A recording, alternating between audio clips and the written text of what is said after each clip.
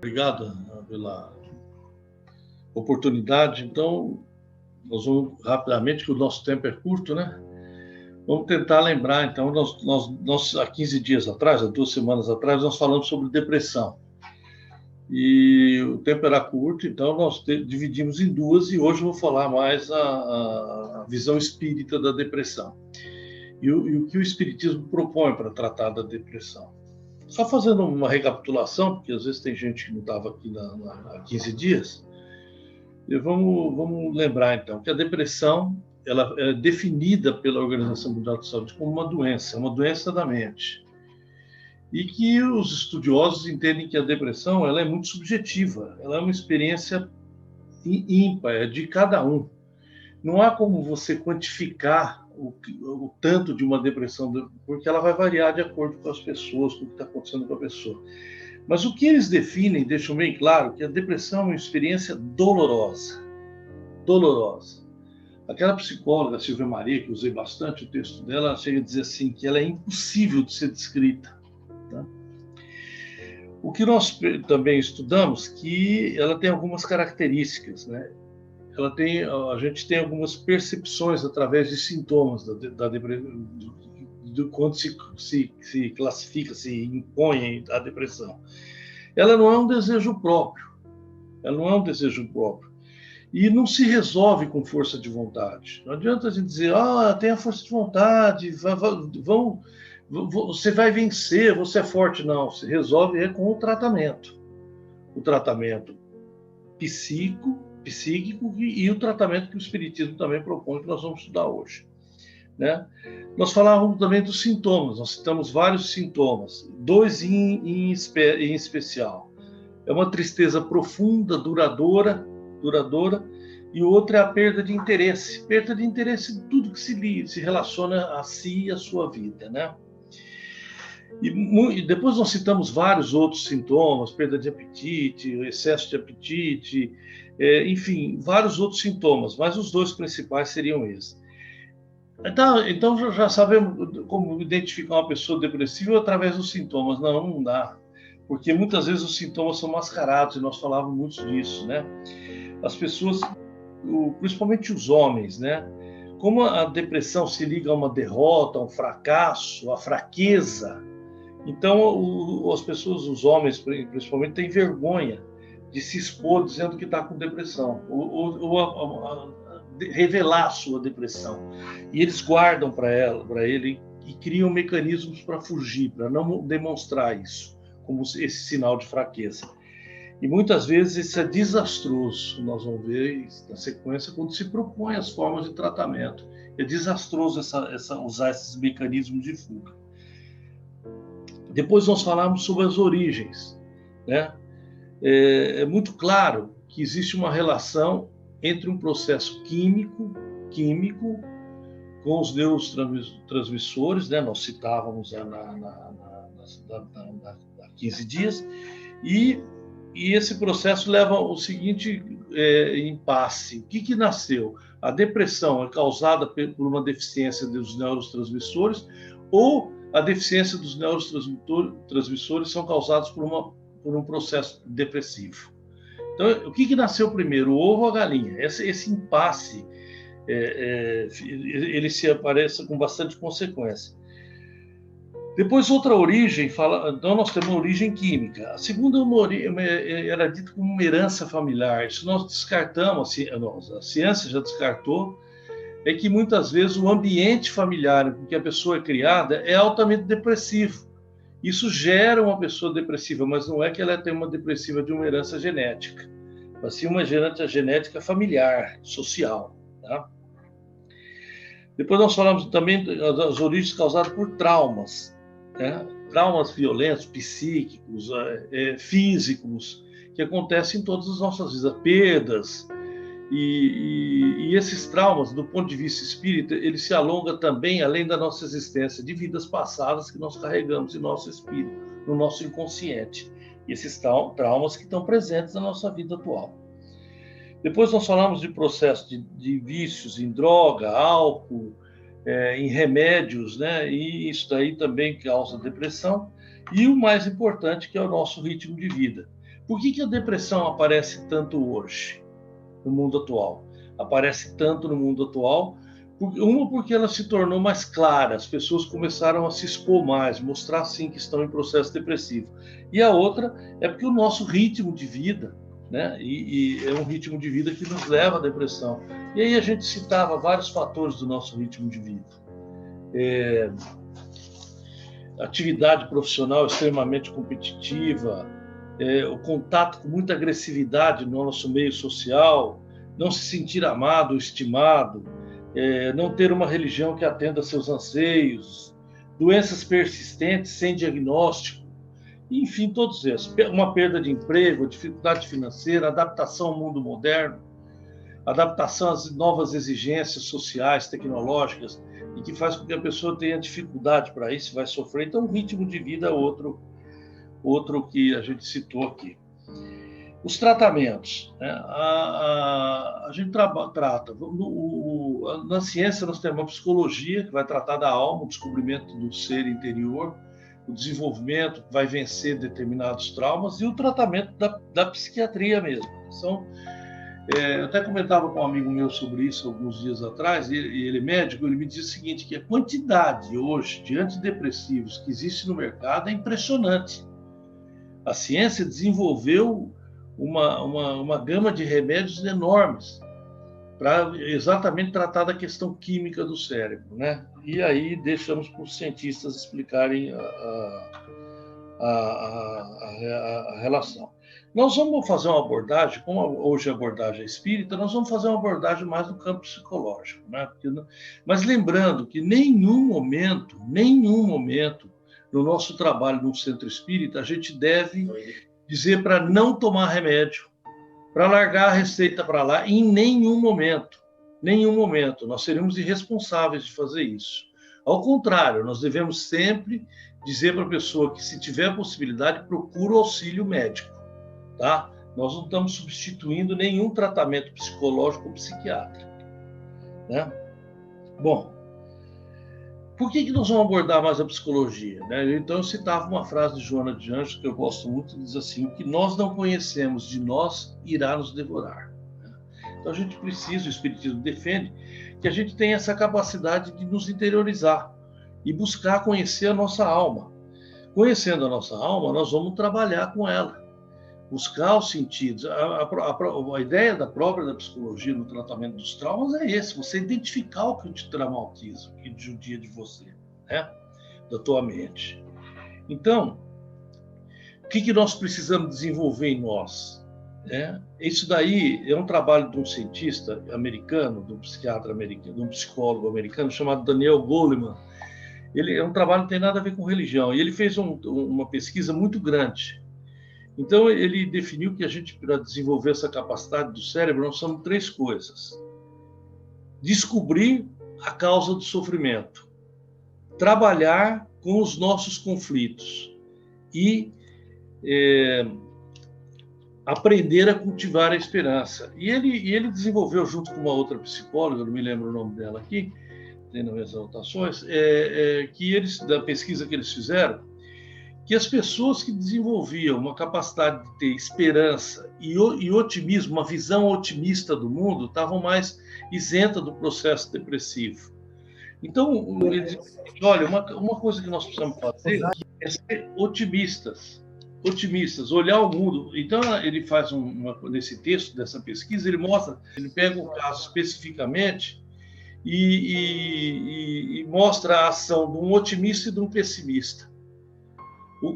A situação é a mesma, as condições são as mesmas, mas o posicionamento do otimista e do pessimista leva a um processo depressivo do pessimista, né?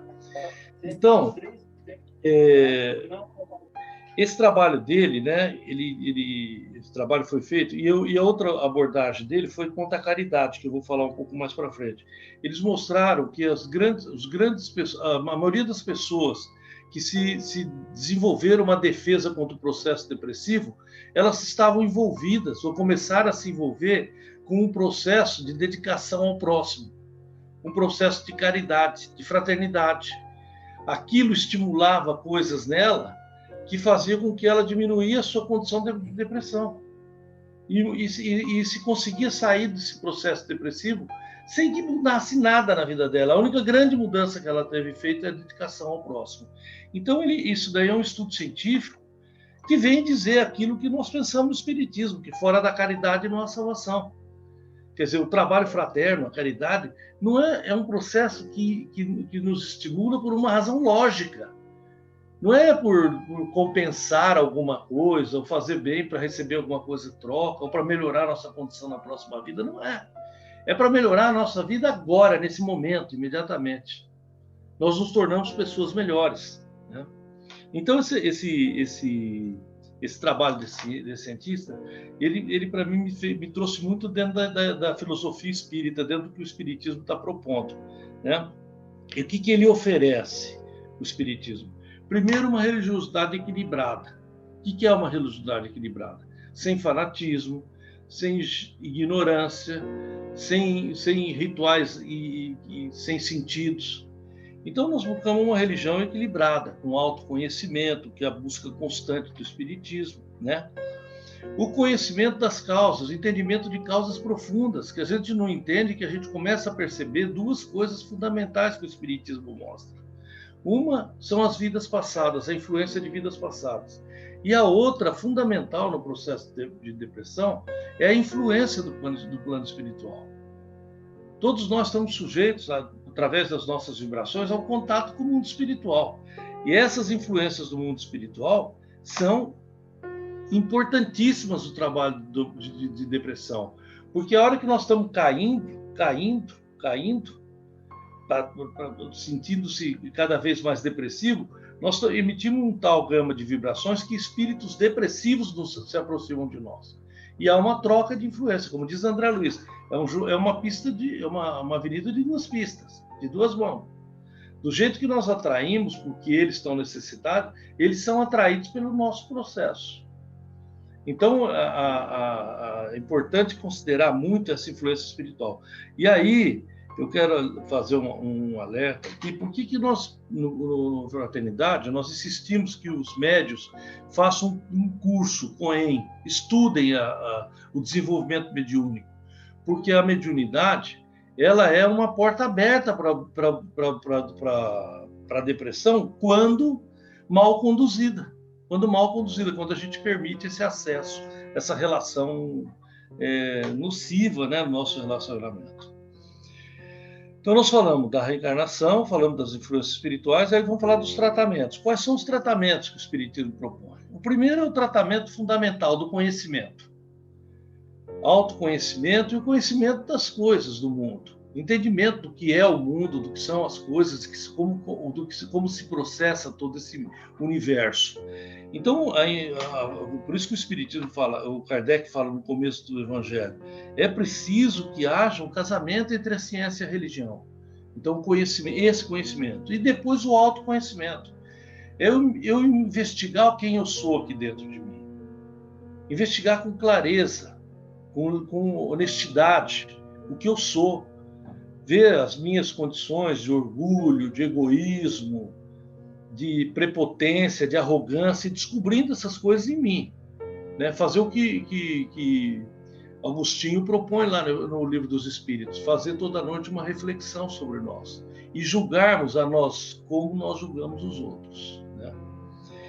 E também nós oferecemos o passe. O que é o passe? O passe é uma troca de energia.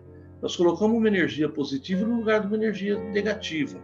E o trabalho de desobsessão, quando o médium está envolvido num processo obsessivo. E é um trabalho de desobsessão, muitas vezes ele vai bater nas questões de depressão. O quarto seria a caridade. A caridade, nós já citamos a pesquisa do Goleman, já falamos sobre ela. O quinto seria a ação da prece. A prece muda o estado vibratório do nosso espírito, muda o nosso estado. Quando nós estamos em prece, nós passamos para outra fase de contato espiritual. Então, nós tiramos aquele espírito obsessor e passamos a ter contato com a autoespiritualidade. Então, a prece é um elemento, é uma coisa que o Espiritismo nos oferece muito claramente para enfrentar a depressão. E nós vamos chegar ao nosso objetivo. o sexto, eu gosto muito de falar dele, é dar um sentido à sua vida. Isso é fundamental. O homem não é senão... Essa frase é de Sartre. Ele diz assim, o homem não é senão o seu projeto. E só existe na medida que o seu projeto se realiza. Olha o que Sartre diz. O homem, ele é o seu projeto. A pessoa que não tem um projeto de vida, tem um objetivo, tem um sonho passageiro, demorado, ela perde o sentido da vida. E nós atingimos ou desistimos muito facilmente de objetivos. Ou duramente, se for atingir, mas nós desistimos muito facilmente. E muitas vezes nós atingimos o nosso objetivo e cria um vazio em nossa vida. Ah, não tenho mais nada a fazer. Então, esse sentido da vida é uma coisa constante. Nós precisamos estar constantemente motivando a nossa vida. Buscando coisas a fazer, né? Coisas a pensar, desenvolver. Eu tenho que estudar, eu tenho que ler um bom livro, eu tenho que desenvolver meu lado caridoso. A gente tem que ter projeto para si. A pessoa sem projeto, ela fica no vazio. É como Sartre disse, nós só existimos na medida que temos projetos. Então, esse sentido da vida, né? O Jung, ele tem uma frase, ele diz assim, deixa eu achar aqui, ele diz assim, não vou achar, perdi meu... ele diz assim, vi muitas vezes que os homens ficam neuróticos quando se contentam com respostas insignificantes. Olha que coisa bárbara isso.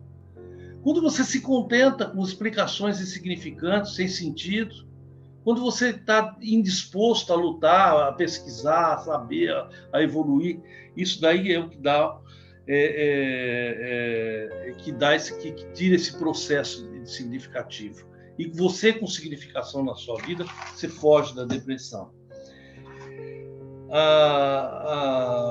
A Iris Sinotti, né, onde nós baseamos o livro Refletindo a Alma, ela insiste muito nisso. E ela faz o seguinte, que no trabalho que ela fez de consultório dela como psicóloga, ela começou a desenvolver uma ideia que seria o seguinte, que vem muito de Joana de Ângeles, né?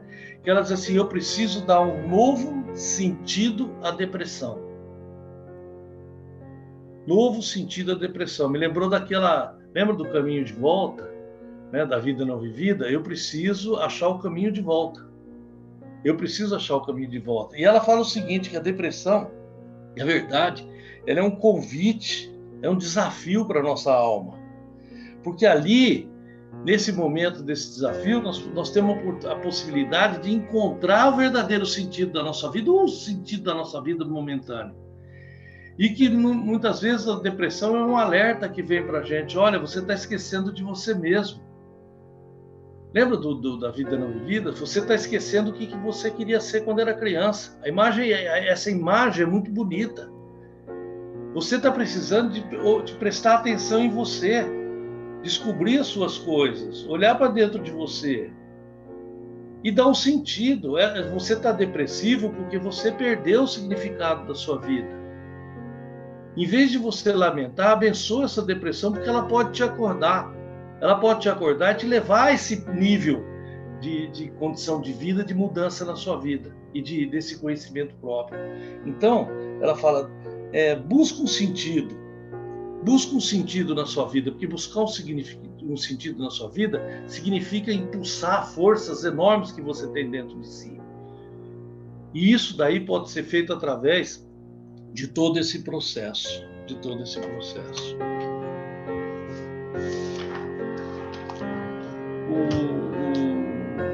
Ainda citando a Isis, né, ela diz assim, nessa luta,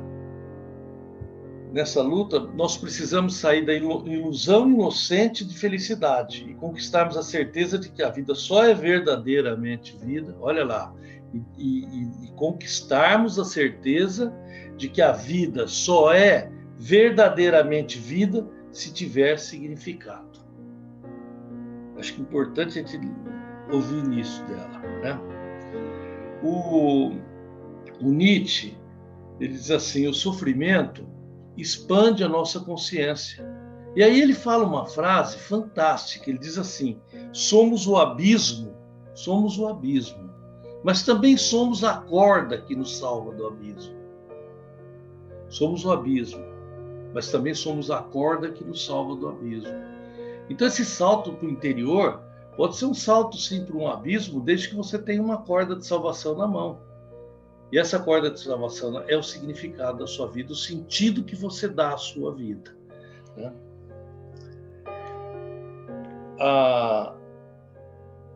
O Flávio Fiorda, no aquele livro Saúde Integral, ele diz assim: olha, você tem um momento em que você está diante do problema depressivo, você tem 3 caminhos excelentes. Um é transformar os problemas em oportunidades. Aquilo que está te destruindo pode ser uma oportunidade para você fazer uma grande mudança, para você achar outro caminho, para você se afastar daquilo que está te prejudicando, te colocando nesse aspecto. O outro é ser brando, é entender esse processo. Eu sou capaz de mudar. Não a resignação nesse momento, é ressignificação e não resignação. A resignação pode dar uma ideia de que nós somos fracos, somos acomodados. Agora, a ressignificação não, eu vou mudar isso daí, eu vou mudar, né? E brando, porque brando, nós precisamos ser brando com nós. Nós temos que entender que nós estamos passando por esse processo, que esse processo é difícil de mudar. Tem muitas influências em volta de nós somos uma somatória de coisas do nosso entorno, mas nós precisamos mudar.